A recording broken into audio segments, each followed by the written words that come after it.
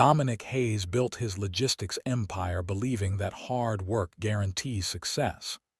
But one night, his entire perspective shatters.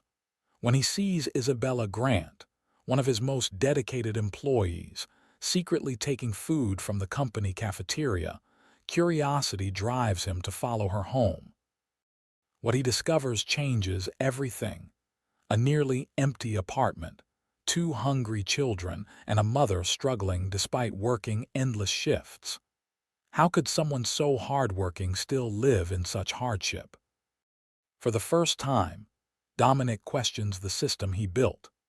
Determined to make things right, he faces off against his own board, skeptical investors, and the corporate machine in a battle that could redefine his company forever. This powerful story of compassion, leadership, and change comes to you from Voices of the Underdog. If this story moves you, don't forget to like, subscribe, and turn on notifications to support more impactful content. Dominic Hayes sat at the head of a massive oak desk in his office, the skyline of downtown Chicago stretching out behind him in shimmering lights. The city never truly slept, and neither did he. Work had become his life, his fuel, his purpose. Hayes Freight Solutions had started as a single truck, driven by his own hands, making deliveries on long, lonely nights. Now, it was an empire, one of the largest logistics firms in the Midwest. He had built it from nothing, working harder than anyone, taking risks that others had feared, and always pushing forward. His philosophy was simple: work hard and you will be rewarded. That was what had driven him through the long, grueling years, and he expected the same from his employees. He prided himself on paying them fairly, giving them opportunities, and demanding excellence in return. To him, success was a straightforward equation: effort in, results out. Tonight, he was reviewing quarterly performance reports, meticulously combing through revenue projections and efficiency metrics. Numbers didn't lie, and so far, the company was thriving. Productivity was at an all-time high, and new contracts promised even greater growth. Yet, as he leaned back in his chair, rubbing his temples from the strain of the long day, his attention was drawn to an unexpected sight beyond the glass walls of his office. The building was nearly empty at this hour. Most employees had already gone home, and the only ones left were the night cleaning crew, moving methodically through the hallways. But there was someone else lingering, a lone figure in the company cafeteria. Dominic narrowed his eyes. The cafeteria had been closed for hours, and yet there she was. Isabella Grant. He recognized her immediately. She was one of those employees who barely made an impression, not because she wasn't valuable, but because she never caused problems, never asked for anything, never stood out. She was reliable, efficient, and, as far as he knew, always willing to take on extra shifts. He had seen her name appear frequently on the overtime logs, sometimes working back-to-back shifts with barely a break in between. Yet here she was, standing hesitantly near the food counter, her posture uncertain. Dominic watched as Isabella approached the night cook, a middle-aged man named Lou who had been with the company for years.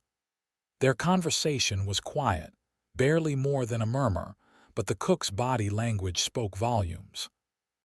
He hesitated, brows furrowed, then glanced around before reaching under the counter. A moment later, he handed Isabella a takeout container. Dominic expected her to smile, to nod in thanks with casual ease. Instead, she looked around quickly, as if afraid someone might see. Then, clutching the container to her chest, she stuffed it into her oversized tote bag and turned toward the exit. Her pace was quick, deliberate, like someone who didn't want to be noticed. A frown creased Dominic's forehead. He wasn't the type of boss who micromanaged his employees' personal lives. He believed in boundaries. What happened after someone clocked out was their own business. But something about this scene gnawed at him. Isabella worked more than most. If anyone should have been financially stable, it was her. So why did she need to ask for food? Had she forgotten her wallet? Was she simply too tired to go home and cook? Or was there something deeper at play? He told himself to let it go, to return to his reports. But as he tried to focus on the numbers in front of him, they blurred into meaningless shapes. The image of Isabella hurriedly hiding the takeout container refused to leave his mind. He checked the time. 11:45 p.m. His fingers tapped rhythmically against the desk. His gut told him there was more to this than a simple forgotten meal. And for some reason, he needed to know the answer. By the time Dominic stood, he wasn't even thinking. His movements were instinctive, his curiosity outweighing his usual adherence to boundaries. Grabbing his coat, he exited his office, making his way swiftly through the quiet halls. He reached the lobby just in time to see Isabella push through the glass doors, stepping out into the cold Chicago night. Instead of heading toward the employee parking lot like many others, she turned left, toward the nearest bus stop. Dominic hesitated. This was crossing a line. Yet he found himself moving forward, drawn by a sense of unease he couldn't shake. Through the revolving doors, he stepped onto the sidewalk, keeping a safe distance as Isabella walked down the dimly lit street. Her pace was brisk but not rushed, as if she were accustomed to late-night commutes. The bus stop wasn't far. Dominic slowed his steps, watching as she arrived and checked her watch. A few minutes later, a city bus rumbled up to the curb, its headlights cutting through the darkness. Isabella climbed on. He should turn back. Instead, he followed. The bus was mostly empty, its dim overhead lights flickering intermittently.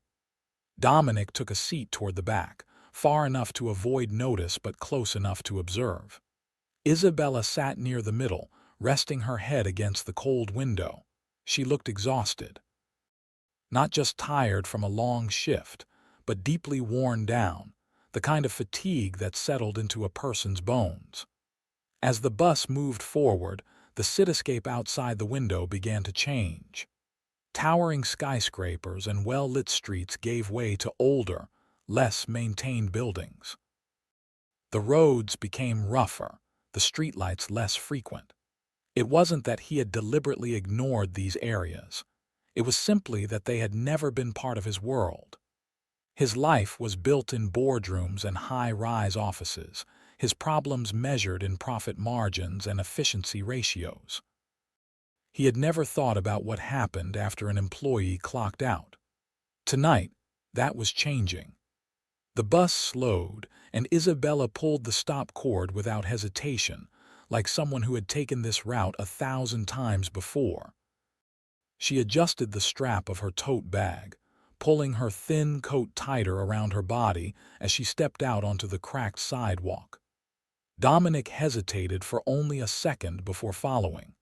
Keeping a safe distance, he trailed her through the narrow streets. The houses here weren't abandoned, but they weren't thriving either. Some had peeling paint, others had mailboxes that leaned at odd angles.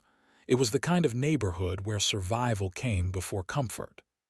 Isabella finally turned into a small apartment complex, its exterior worn with time. Climbing a flight of stairs, she pulled out her keys and entered her unit. Dominic slowed his steps, stopping just before the building. Through the thin curtains, he saw what changed everything. The apartment was bare, not the kind of bare that suggested someone had just moved in, but the kind that meant they had been living with nothing for a long time. No couch, no dining table. Just a single mattress on the floor, a few blankets, and a plastic crate stacked with neatly folded clothes. Then, two small heads peeked out from behind the mattress. Children. Dominic's stomach tightened. As he watched Isabella kneel beside them, opening the takeout container with careful precision, he saw something that shook him to his core. She wasn't just working double shifts. She was surviving them. And for the first time, Dominic Hayes wasn't sure if hard work was really enough. Dominic Hayes sat in the dimly lit back of the bus, his hands clasped together as he watched Isabella Grant through the reflection in the window. The rhythmic rumble of the bus along the Chicago streets was oddly calming, but his mind was anything but. He had never followed an employee home before. He wasn't even sure what had possessed him to do it tonight. Maybe it was curiosity, maybe it was guilt, or maybe, deep down, he already knew that something was wrong, something he had never allowed himself to see. As the city rolled past, he felt a growing disconnect from the world he knew. The polished, illuminated buildings of downtown were now replaced by aged storefronts with broken signs, graffiti-covered bus stops, and flickering streetlights barely casting enough glow to light the sidewalks. He had lived in Chicago his entire life, but this was a part of the city that existed in a different reality, one he had never set foot in. He watched Isabella in the reflection.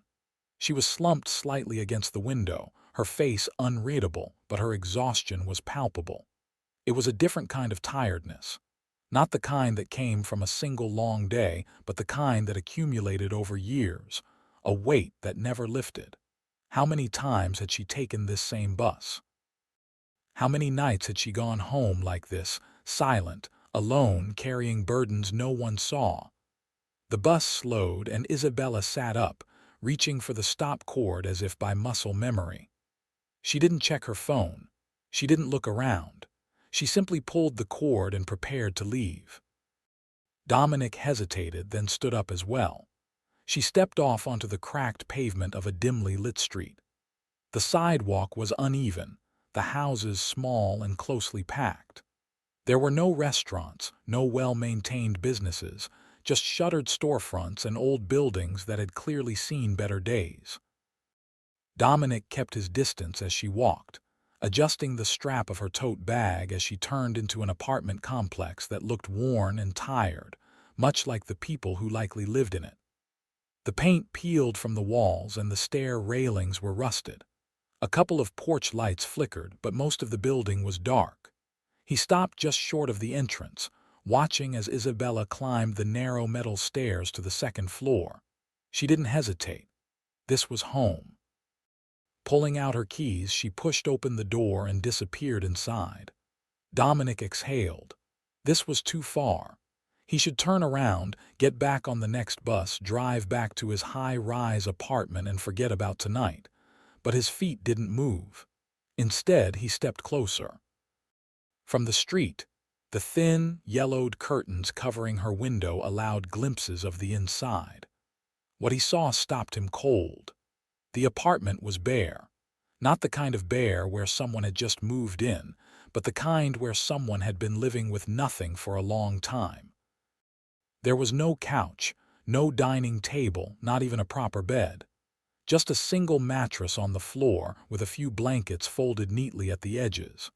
A plastic crate held a few clothes, stacked carefully as if they were prized possessions. Then, two small heads peeked out from behind the mattress. Children. Dominic's chest tightened. He hadn't expected this. He had followed Isabella home because of a hunch, because something had seemed off. But he hadn't expected to see a mother struggling to keep her children fed in an empty apartment. She knelt down beside them, placing the takeout container carefully on the floor. The two kids, a boy and a girl no older than 5 or 6, scooted forward immediately, their eyes wide, their hands reaching quickly. They weren't just grabbing food. They were hungry. Not the casual, impatient hunger of children grabbing a snack, but the urgent, desperate kind, the kind that came from waiting too long. Isabella opened the container slowly, dividing the meal carefully between them. She made sure each child had an equal portion, taking her time, as if stretching out a single meal into something more. She did not eat. Dominic's stomach twisted. She wasn't just giving them the first share, she wasn't eating at all. And then came the moment that would stay with him forever. The little girl, her curls messy, her clothes slightly too big, looked up at her mother as she finished the last bite of food. "Mommy, will we have breakfast tomorrow?" Dominic's breath caught. Isabella froze for just a moment. It was barely noticeable, but he saw it. The hesitation, the flicker of fear in her eyes. Then she reached out and gently smoothed her daughter's hair back, forcing a smile. "Of course, baby, I'll figure it out." Her voice was steady, reassuring, but Dominic could see the truth beneath it. It was a lie, not out of malice, not to deceive, but because she had no choice. She had to protect them. Even if she didn't know where their next meal was coming from, even if she was exhausted beyond belief, she had to make them believe that everything would be okay. Because they were too young to carry that weight. Because that was what mothers did. Dominic took a step back, the cold night air pressing against him like a weight. For years, he had believed hard work was the answer to everything, that if someone put in the effort, they would be rewarded. That success was a simple equation of input and output. But Isabella worked harder than most. She put in the time. She took extra shifts. She did everything right. And still she was here, begging for a meal, sleeping on a mattress on the floor, lying to her children so they wouldn't worry about food. This wasn't just an unfortunate situation. This was a broken system. Dominic Hayes had built his empire believing he had all the answers. But tonight, standing outside that dimly lit apartment, watching a mother give away her last meal to her children, he realized something profound. For the first time in his life, he wasn't sure if hard work was enough. And for the first time in his life, he wasn't sure if he had been right at all.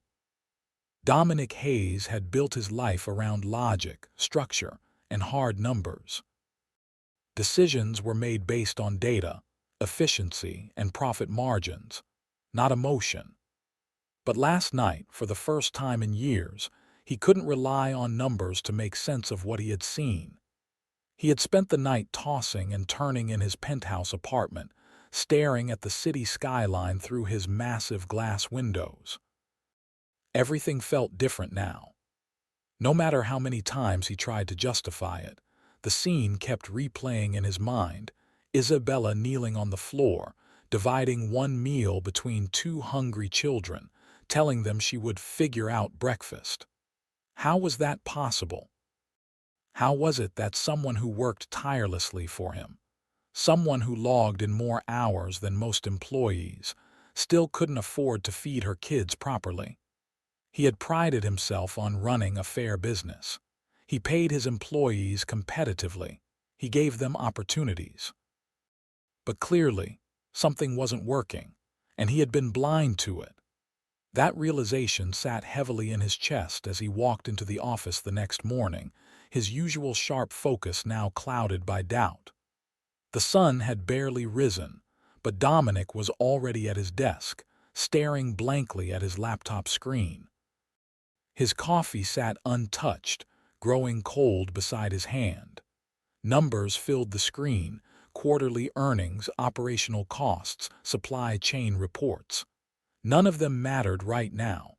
He couldn't stop thinking about Isabella. How many others were in the same position as her? How many employees had he failed to see? He was still lost in thought when a knock at his door pulled him back to reality. His assistant, Melissa, stepped in, her usual composed expression unreadable.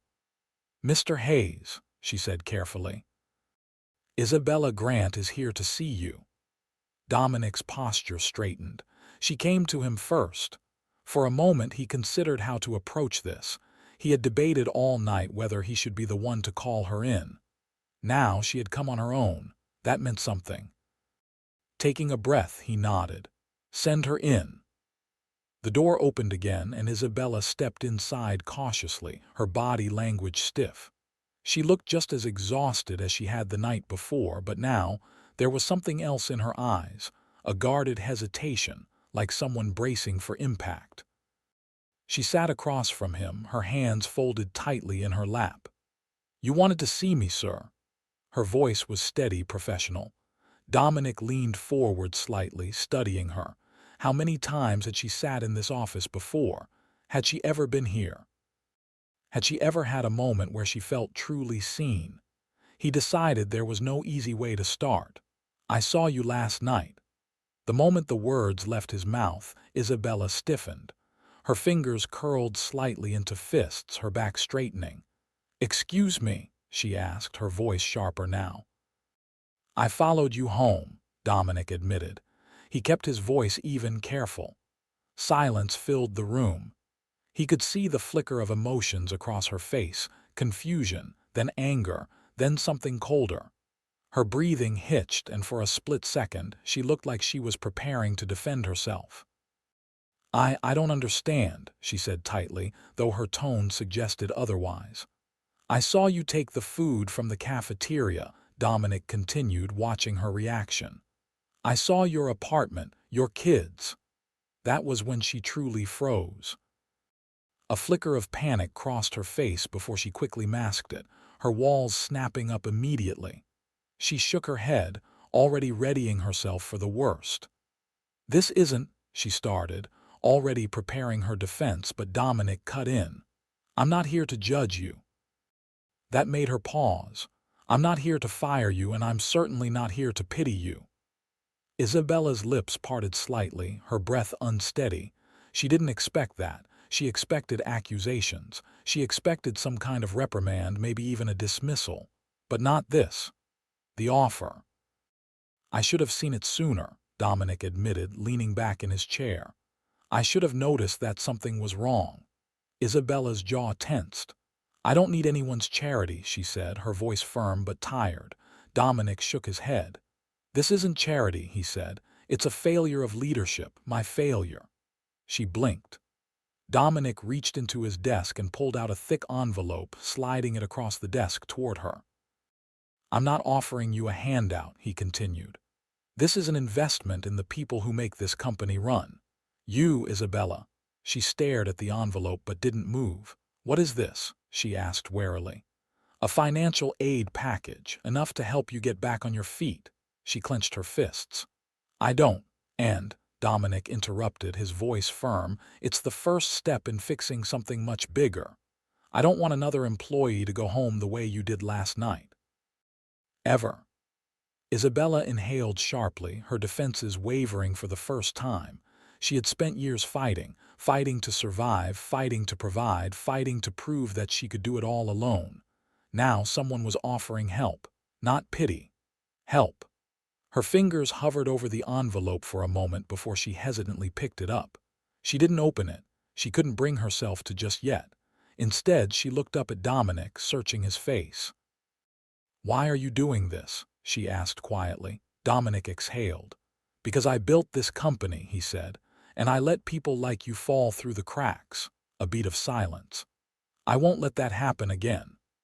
For the first time since entering the room, Isabella looked away, blinking rapidly as if trying to hold something back. She wasn't used to this. She wasn't used to being seen. Finally, she nodded, just once. She stood, gripping the envelope tightly against her chest. As she turned to leave, Dominic spoke again. "You don't have to do this alone anymore, Isabella." She paused. Then, with a slow exhale, she left the office, closing the door softly behind her. Dominic sat back, letting the weight of the moment settle over him. Something had shifted. This wasn't just about one woman. This was about an entire company. And for the first time, he knew this wasn't just a business decision. It was the right thing to do.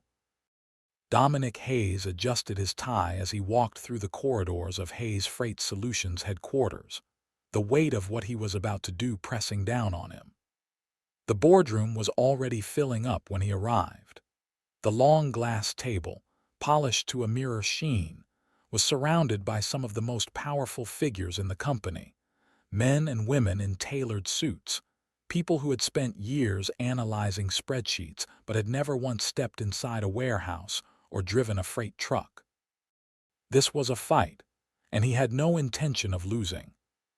Lisa Carter, the company's CFO and one of the few executives Dominic truly trusted, sat beside him. She gave him a slight nod, a silent confirmation that she had run the numbers, prepared the projections, and anticipated every possible rebuttal. Across the table sat Elliot Mercer, one of the company's largest investors, a man who measured success in quarterly earnings and cared little for anything beyond profit margins. His arms were crossed, his expression already skeptical. Beside him was Margaret Sinclair, a seasoned board member in her 60s. Unlike Mercer, she wasn't outright hostile, but she had a reputation for being careful, calculated, and unwilling to take risks that might threaten investor confidence. Dominic took his seat at the head of the table and let the silence stretch for a moment. Then he began. "Laying out the plan, ladies and gentlemen," Dominic said, his voice steady. "We need to talk about the people who keep this company running." Elliot Mercer let out a quiet sigh, already unimpressed. "We compensate our employees fairly," Mercer interrupted. "I don't see why." "No, we don't." The room fell silent. Dominic looked each board member in the eye before continuing. "Last night, I saw one of our best employees, someone who works more hours than almost anyone else, taking food home from the company cafeteria because she couldn't afford a meal," Dominic stated. "She has 2 kids, no furniture, and no way of knowing if she'll be able to feed them tomorrow." Margaret Sinclair shifted slightly in her seat. Elliot, however, looked unimpressed. "That's unfortunate," he said, "but it's not our problem. We're running a business, not a charity." Dominic expected that response. "No," he agreed, "we're running a business, and let me tell you exactly why this is our problem." He tapped on the folder in front of him, Lisa's report. "We are bleeding money on employee turnover," Dominic continued. "The costs of constantly hiring, training, and losing workers are eating into our profits faster than any wage increase ever could."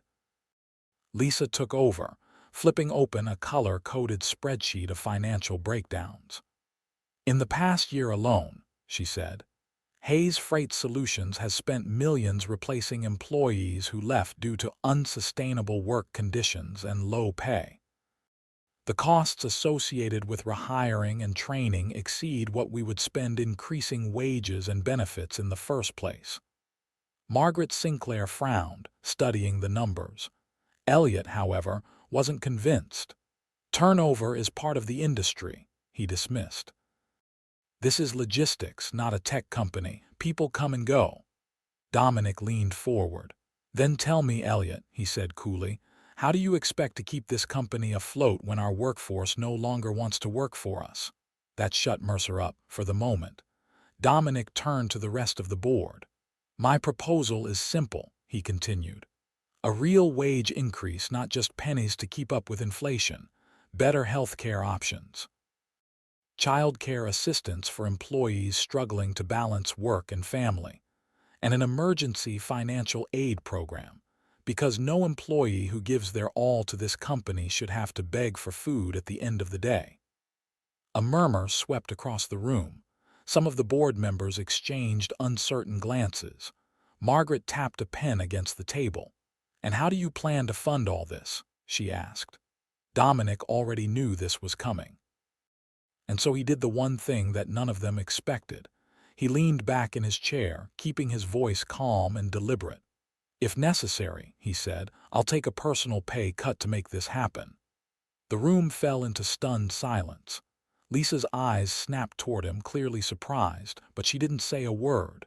Elliot Mercer sat forward, frowning. "Are you serious?"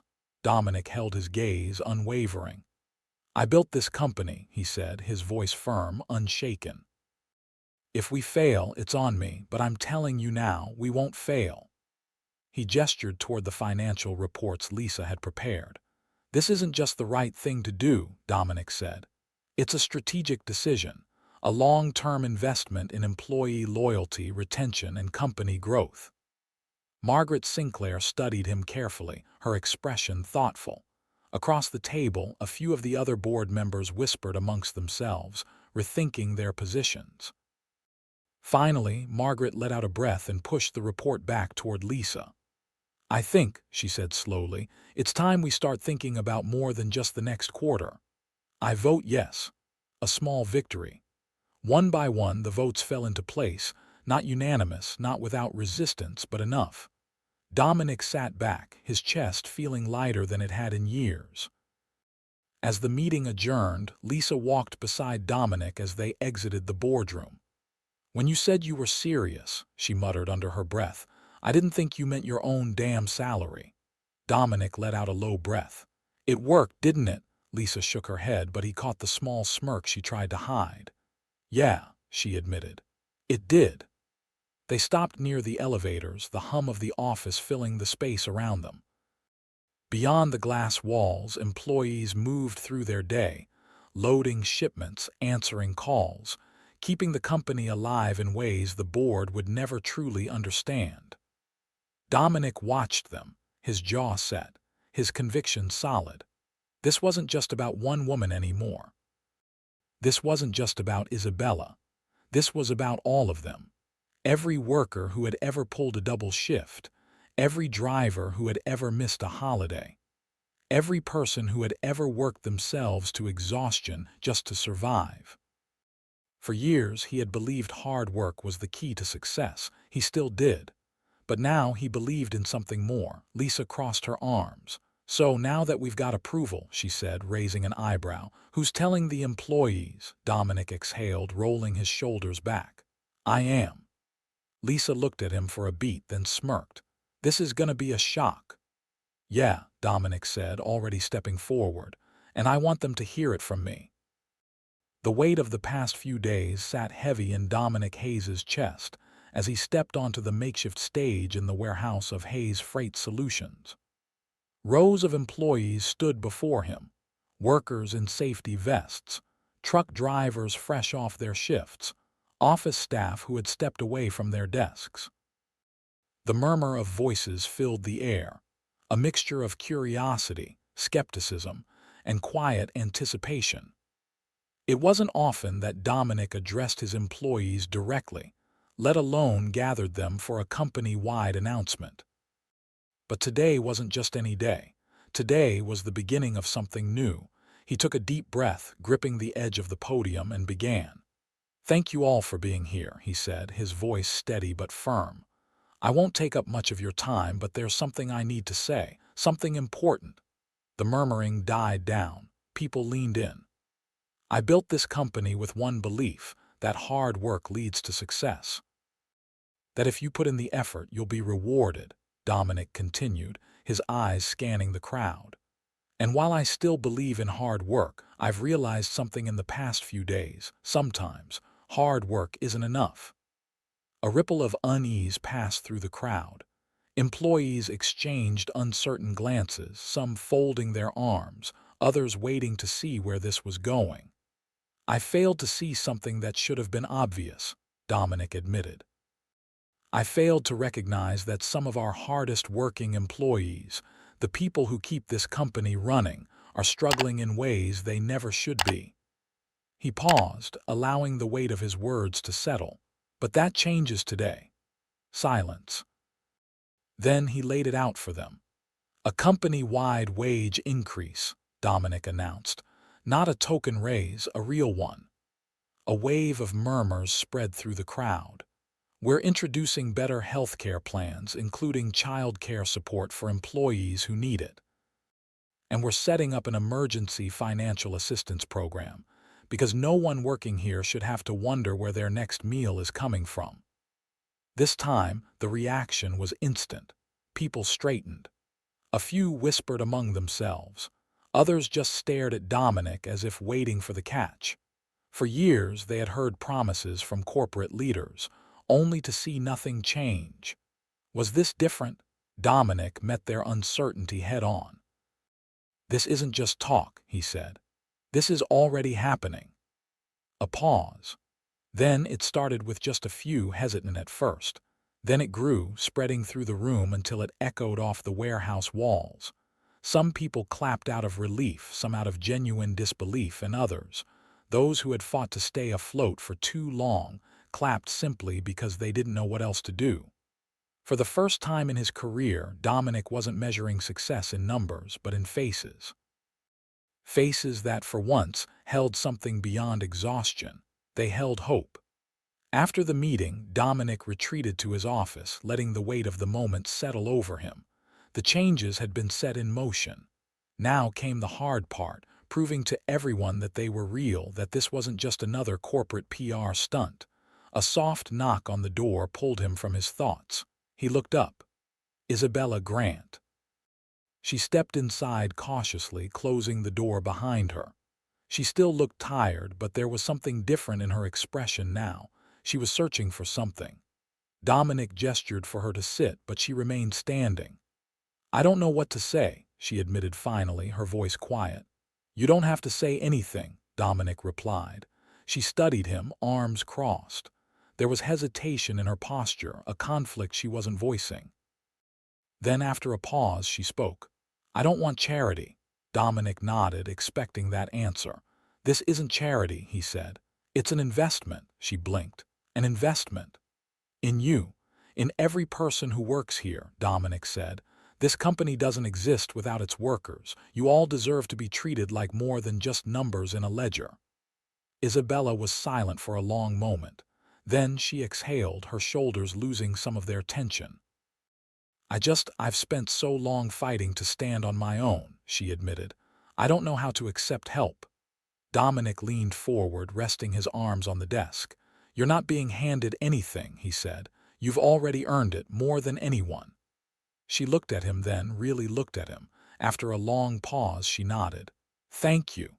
It was barely above a whisper, but it was real. She turned to leave, gripping the door handle. But before she walked out, she hesitated. This is going to change a lot of lives," she said quietly.